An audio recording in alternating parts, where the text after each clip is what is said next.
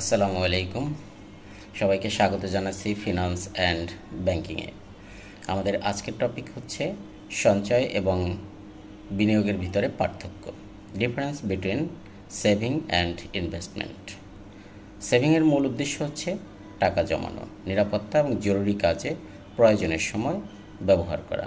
আর ইনভেস্টিংয়ের মূল উদ্দেশ্য হচ্ছে দীর্ঘমেয়াদে সম্পদ বৃদ্ধি করা। সঞ্চয়ে ঝুঁকি সাধারণত নেই বললেই চলে, অথবা থাকলেও খুব কম। সেটা হচ্ছে আসলে ডিপেন্ড করে সঞ্চয় কোথায় রাখলেন সেটার উপরে বেজ করে তারা কত সময়ের ভিতরে রিটার্ন দিতে পারবে।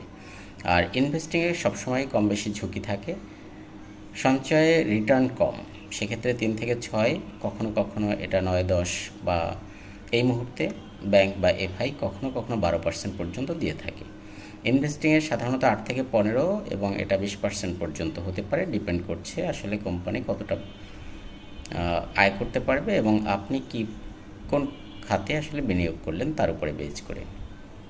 সেভিং সাধারণত স্বল্প মেয়াদে বা দীর্ঘমেয়াদে হতে পারে। দীর্ঘমেয়াদে কখনো কখনো যেমন এফডিআর হয়ে থাকে, ডাবল মানি বা ট্রিপল মানি। আর এমআইএস প্রোডাক্ট সাধারণত 3 বছর বা 5 বছর পর্যন্ত হয়ে থাকে। ইনভেস্টিং দীর্ঘমেয়াদে হয়ে থাকে 5 থেকে 20 বছর পর্যন্ত। সেভিং সাধারণত ব্যাংকে এমআইএস অথবা মান্থলি সেভিংস বা এফডি আকারে রাখা হয়, আর ইনভেস্টিং হয় স্টক, মিউচুয়াল ফান্ড অথবা রিয়েল এস্টেট বা বিজনেস, সেটা একক হতে পারে, যৌথ মালিকানায় হতে পারে। ধন্যবাদ সবাইকে। আমাদের পেজটি লাইক এবং ফলো দিয়ে রাখবেন সুন্দর সুন্দর ভিডিও পাওয়ার জন্য। আসসালামু আলাইকুম।